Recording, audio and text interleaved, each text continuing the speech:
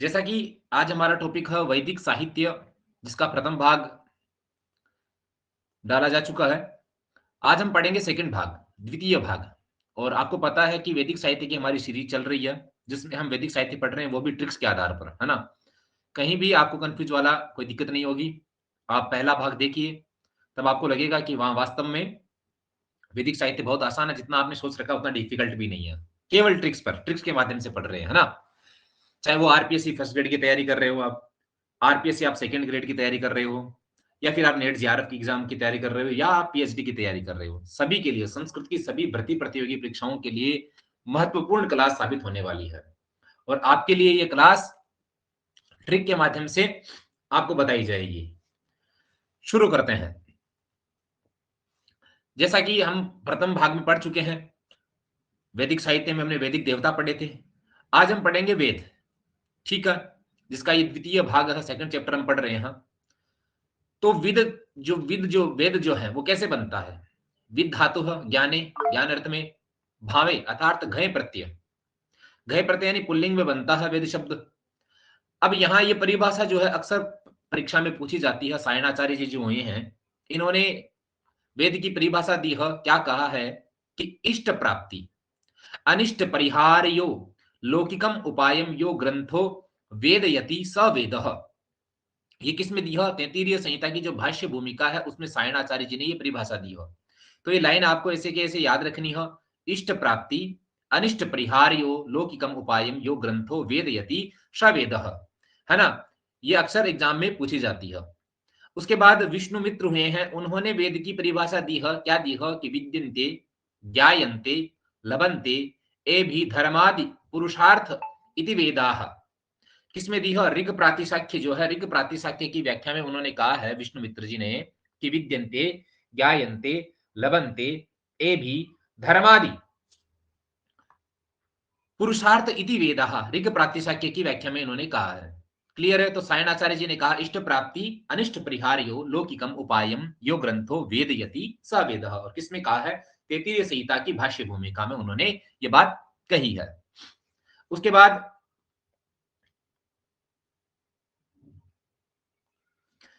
आपस्तंभ उन्होंने यज्ञ की यहां परिभाषा दी है। क्या दी है कि मंत्र ब्राह्मणयोर वेद नाम ध्येयम। ये परिभाषा किसने दी है? आपस्तंभ जी ने ये परिभाषा दी है। मंत्र ब्राह्मणयोर वेद नाम ध्येयम, ये सारी वेद की परिभाषाएं हैं। किसी एक की परिभाषा आपसे पूछी जा सकती है। सायणाचार्य जी की पूछी जा सकती है, विष्णु मित्र जी की आपसे पूछी जा सकती है, आपस्तंभ के अनुसार आपसे पूछी जा सकती है। क्लियर है? तो तीनों परिभाषाएं आप याद रखें। आगे लिखा है कि प्राचीन आचार्य, जो ये नोट लगाकर यहां लिखा है कि प्राचीन आचार्यों ने केवल मंत्र और ब्राह्मण भाग जो है उसको वेद माना है। ठीक है? आरण्यक और उपनिषद को वेद नहीं माना है। जितने भी प्राचीन आचार्य हुए हैं, इन्होंने केवल मंत्र और जो ब्राह्मण भाग है ना, उसको ही क्या माना है? वेद माना है। आरण्यक और उपनिषद को वेद उन्होंने नहीं माना है। क्लियर है? आगे दयानंद सरस्वती जी ने जो परिभाषा दी है वो क्या दी है? विदंती जानंती विद्यन्ते इति वेदाः। विदंती जानंती विद्यन्ते इति वेदाः, ये दयानंद सरस्वती के अनुसार है। ठीक है? अब हम देखेंगे वेदों का धार्मिक महत्व।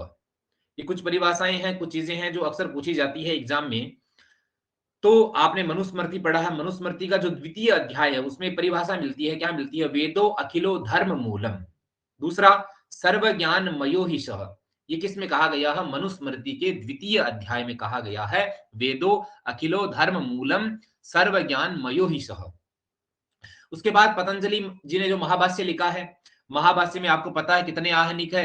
84 आहनिक है। और 84 आहनिकों में जो पचपस आहनिकम है, यानी प्रथम आहनिक जो है, उसमें उन्होंने ये परिभाषा दी है। क्या लिखा है? कि ब्राह्मणेन निष्कारणो धर्म षडंगो वेदो अध्ययो गेय। कि ब्राह्मण जो है उसको निष्कारण यानी बिना किसी दृष्ट आदि लाभ के कारण क्या करना चाहिए? षडंगो यानी 6 अंगों सहित क्या करना चाहिए? वेद का अध्ययन करना चाहिए। आपको पता है वेद के 6 अंग कहे गए हैं, शिक्षा कल्प व्याकरण छंद ज्योतिष निरुक्त। इन 6 अंगों से वेद का अध्ययन करना चाहिए। हालांकि ये समझने के लिए आपको ये परिभाषा याद रखनी है, ब्राह्मणेन निष्कारणो धर्मः षडंगो वेदाध्ययो ज्ञेयः। किसने कहा? पतंजलि जी ने कहा है महाभाष्य में, और पचपसानिक में कहा है। ठीक है? उसके बाद हम देखते हैं वेद का दार्शनिक महत्व। शतपथ ब्राह्मण में वेद के दार्शनिक महत्व का वर्णन करते हुए लिखा गया है कि यावंतम ह वा इमाम पृथ्वीं वित्तेन पूर्णाम दलोकम जयति त्रिस्तावंतम जयति भूयांसम चाक्षयम य एवं विद्वान अहरह स्वाध्यायम अधीते तस्मात् स्वाध्यायो अध्यतेव्यः। अर्थात सतपथ ब्राह्मण में ये वेद का दार्शनिक महत्व है, केवल समझने के लिए है, ठीक है। उसके बाद हम पढ़ते हैं, यहां से टॉपिक स्टार्ट हो रहा है। यहां देखिए, यहां लिखा है वैदिक साहित्य का विभाजन। वैदिक साहित्य का हम विभाजन पढ़ रहे हैं, किस प्रकार से वैदिक साहित्य का जो विभाजन है वो किया गया है। तो देखिए, वैदिक साहित्य के इतिहास को 4 भागों में बांटा जाता है। 4 भाग कौन-कौन से हैं? उसमें एक तो संहिता है, दूसरा ब्राह्मण ग्रंथ है, आरण्यक है और उपनिषद है। ये 4 भागों में वैदिक साहित्य को बांटा जाता है। संहिता, ब्राह्मण, आरण्यक और उपनिषद, ठीक है। जिसमें से संहिता क्या है? तो आपको पता होना चाहिए, जैसे ऋक संहिता है, यजु संहिता है, साम संहिता और अथर्व संहिता। ये 4 का है, संहिता है। संहिता का शाब्दिक अर्थ, एक बार प्रश्न पूछा गया है, बहुत बार पूछा गया है, 2-3 बार ये प्रश्न पूछा गया है, संहिता का शाब्दिक अर्थ क्या है? तो शाब्दिक अर्थ इसका है संकलन अथवा संग्रह। ये पूछा जा सकता है, इसलिए आप ध्यान में रखें। संहिता का शाब्दिक अर्थ है संकलन, मंत्रों का संकलन अथवा संग्रह। अब ये जो 4 संहिता है, ऋक संहिता, ब्राह्मण, आरण्यक और उपनिषद, इनमें बांटा गया है। इसमें से ऋक संहिता है, यजु संहिता है, साम संहिता है और अथर्व संहिता है, ठीक है। इन चारों जो संहिताएं हैं, इन चारों संहिताओं के 4 ऋत्विक होते हैं। कौन-कौन से हैं? ऋग्वेद, यजुर्वेद, सामवेद और अथर्ववेद, ठीक है। और आपको पता है ऋत्विक, यानी ऋत्विक किसको कहते हैं? जो भाई ऋचा, ऋचा यानी कहते हैं मंत्र को, ऋचा कहते हैं मंत्र को, जो ऋचाओं का गान करने वाला होता है उसको कहते हैं ऋत्विक। ये आपको याद करने की आवश्यकता नहीं है, मैं ट्रिक लेके आया हूं आपको। चारों वेदों के 4 ऋत्विक हैं। जैसे देखिए, ऋग्वेद है, ऋग्वेद का है होता। यजुर्वेद का ऋत्विक है अध्वर्यु, सामवेद का ऋत्विक है उद्गाता और अथर्ववेद का ऋत्विक है ब्रह्मा। इसके लिए आप ये ट्रिक्स याद रख सकते हो, होता वर्तो गाता ब्रह्मा। होता वर्तो गाता ब्रह्मा 2 या 3 बार आप बोलोगे तो आपको ये याद हो जाएगी। बस हो गया क्लियर। ऋग्वेद का हो जाएगा होता, ठीक है। वर से आप याद रखना अध्वर्यु, किसका हो जाएगा? यजुर्वेद का, ठीक है। सामवेद का क्या हो जाएगा? उद्गाता, गाता से आप याद रख लेना उद्गाता, किसका है? सामवेद का। और अथर्ववेद का ब्रह्मा। होता वर्तो गाता ब्रह्मा, तो ठीक है। ये ऋग्वेद का होता हो गया, यजुर्वेद का अध्वर्यु हो गया, सामवेद का उद्गाता हो गया और अथर्ववेद का ब्रह्मा हो गया। क्लियर है? होता वर्तो गाता ब्रह्मा, ये छोटी सी ट्रिक्स है, आपको याद में रखना है। आगे बढ़ते हैं। अब यहां पर भी ट्रिक है, कहीं भी आपको रटने की आवश्यकता नहीं है, चिंता मत कीजिए। यहां वेद लिखे हुए हैं, यहां पर पेन अपन को व्हाइट लेना पड़ेगा, एक सेकंड।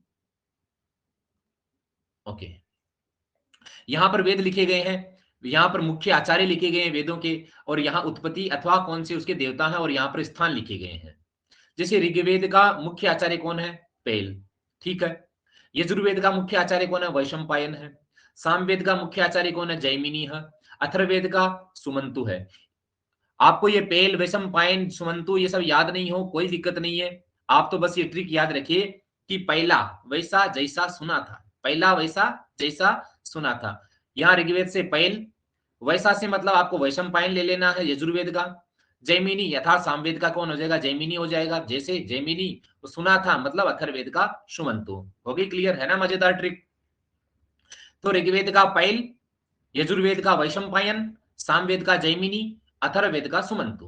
पहला वैसा जैसा सुना था, और ये व्यास इसलिए लिखा गया है कि आपको पता है वेदों के विभाजन करता कौन है? व्यास है। व्यास ने पहले किसको किया? पैल को। दूसरा वैशंपायन है, तीसरा जैमिनी, चौथा सुमंतु। तो याद रखना है, पहला वैसा जैसा सुना था।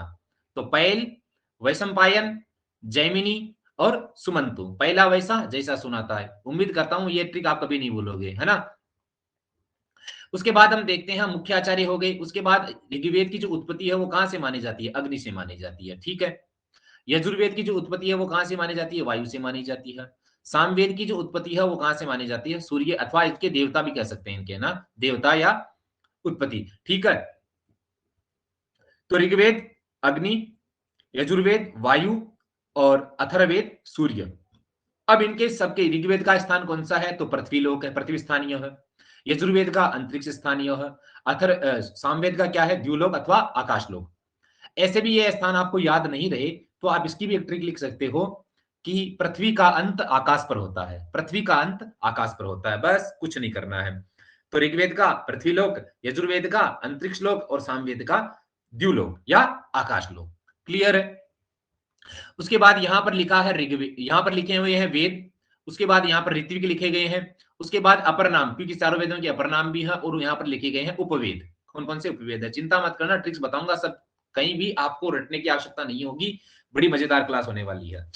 देखिए ऋग्वेद जो है, ऋग्वेद का ऋत्विक होता है, मैंने आपको यह ट्रिक आपको पहले बताई, होता वर्तो गाता ब्रह्मा, होता वर्तो गाता ब्रह्मा।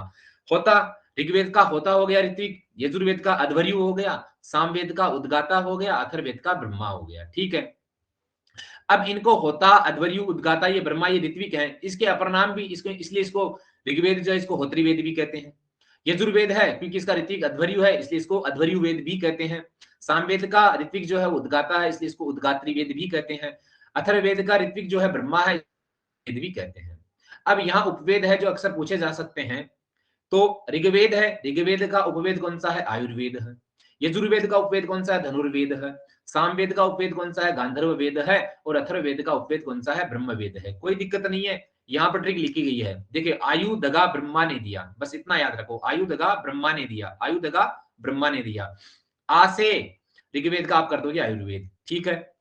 ध से यहाँ पर धनुर्वेद लिखा है, ठीक है, यजुर्वेद का धनुर्वेद हो गया। आयुधगा ब्रह्मा ने दिया, गा से आप क्या करना है, गा से आपको करना है गांधर्व वेद, गांधर्व वेद सामवेद का हो गया, और ब्रह्मा से मतलब अथर्ववेद।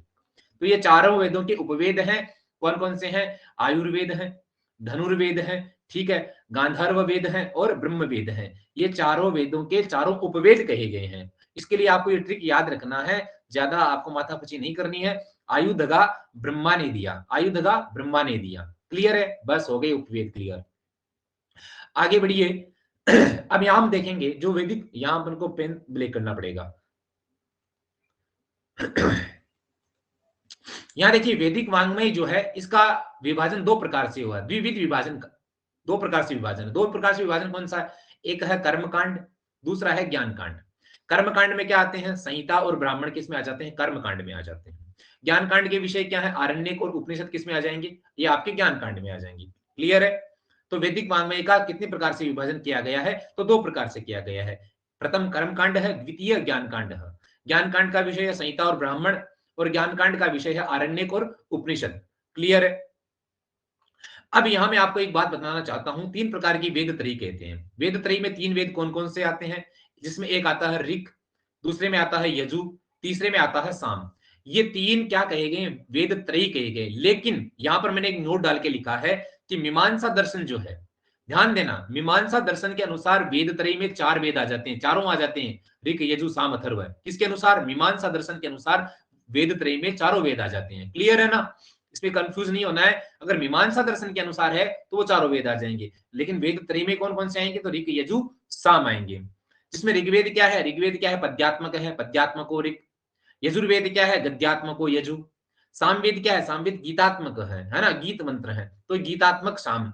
और गद्य पद्यात्मको कौन सा हो जाएगा, अथर्ववेद हो जाएगा, गद्य पद्यात्मक हो जाएगा, क्लियर है। तो पद्यात्मको ऋक है, गद्यात्मको यजु, और गीतात्मक साम, गद्य पद्यात्मको अथर्व, और वेद त्रयी के अंदर ये ऋक यजु साम आपके आ जाएंगे। और मीमांसा दर्शन के अनुसार वेद त्रयी में कितने वेद आ जाएंगे, ये चार वेद, मीमांसा दर्शन के अनुसार वेद त्रयी में चार वेद आते हैं, क्लियर है। आगे देखते हैं। अब कुछ ये जो वेद हैं, इन वेद के अपर नाम भी कहे गए हैं, बहुत से नाम है, क्या क्या कहा जाता है, इसलिए आप थोड़ा सा ध्यान देना, ये पूछा जा सकता है। वेद को कहते हैं श्रुति। श्रुति क्यों कहते हैं, वो इसलिए कहते हैं क्योंकि इसको गुरु शिष्य परंपरा से श्रवण के द्वारा भी सुरक्षित रखा गया, इसलिए इसको श्रुति भी कहते हैं। वेद को हम निगम भी कहते हैं, क्यों कहते हैं, क्योंकि इसमें सार्थक और अर्थबोधक है, इसलिए इसको निगम भी कहा गया है।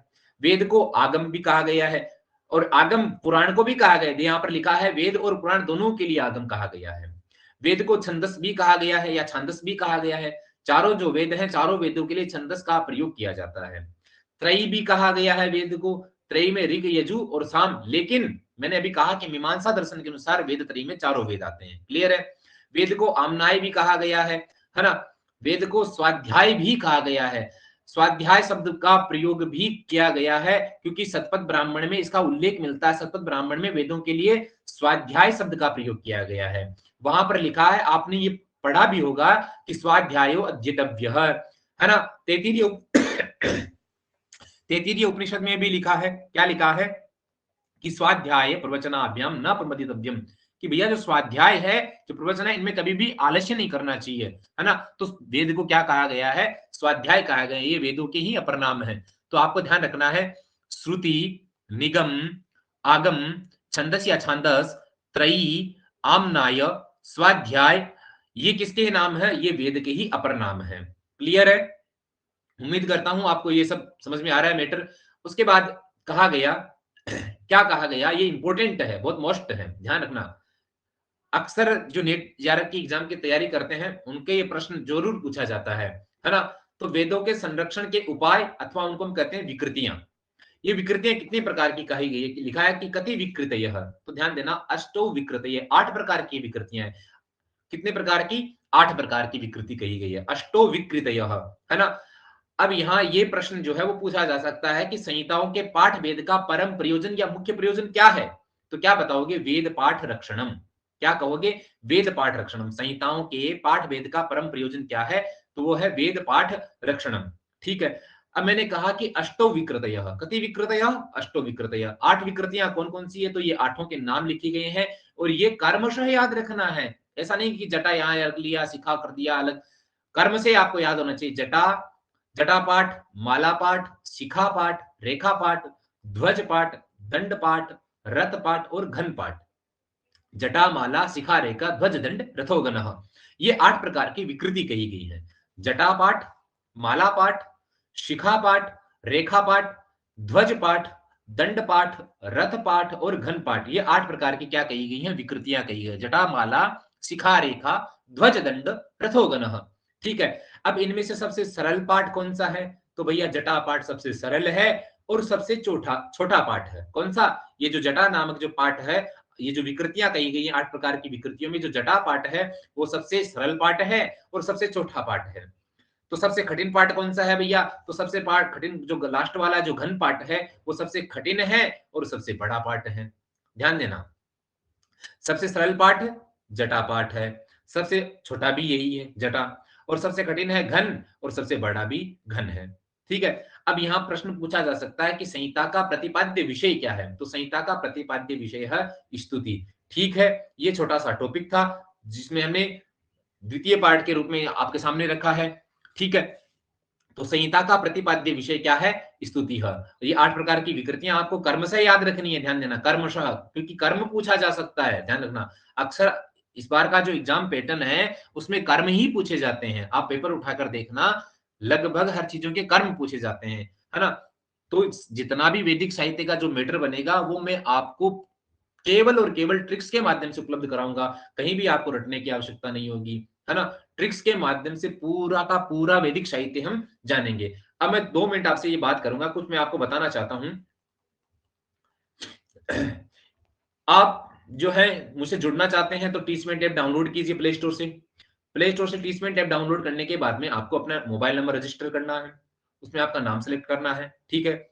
उसके बाद ये आपको क्लास आईडी जो है वो रजिस्टर करनी है 25590483 ये क्लासरूम जैसे ही आप इनरोल करोगे तो मेरे पास आपकी इनरोल रिक्वेस्ट आएगी स्टूडेंट की, मैं उसको एक्सेप्ट करूंगा। तो आप वहां पर क्या है कि क्योंकि जितना भी मैटर है वो आपको यूट्यूब पर उपलब्ध नहीं होगा, यूट्यूब पर मैं कुछ ही मैटर डालने वाला हूँ। जितना भी टॉपिक है जो विद्यार्थी आरपीएस की किसी भी एग्जाम की तैयारी कर रहे हैं, चाहे वो फर्स्ट ग्रेड की कर रहा हो, सेकंड ग्रेड की कर रहा हो या नेट जेआरएफ पीएचडी किसी की भी तैयारी कर रहा हो, सारा मैटर जो है उपलब्ध होने वाला है। अब ये तो है नहीं कि जो वैदिक साहित्य है वो केवल नेट में ही चलता है। आरपीएससी फर्स्ट ग्रेड में ऐसा का ऐसा मैटर है, पूरा का पूरा है, जो आपको मैं ट्रिक के माध्यम से उपलब्ध करा रहा हूं। कहीं भी आपको कोई दिक्कत नहीं होगी। आप प्रथम भाग भी देखें तो आपको बड़ा मजा आएगा। पूरा वैदिक साहित्य के जितने भी वैदिक देवता हैं वो पूरे के पूरे मैंने ट्रिक्स के माध्यम से बताए, कहीं भी रटने की आवश्यकता नहीं है, कहीं भी बहुत आसान और सरल तरीके के साथ में, है ना? और ये हमारा यूट्यूब चैनल है संस्कृत दीक्षा नाम से, यहाँ पर भी आप मुझसे जुड़ सकते हैं।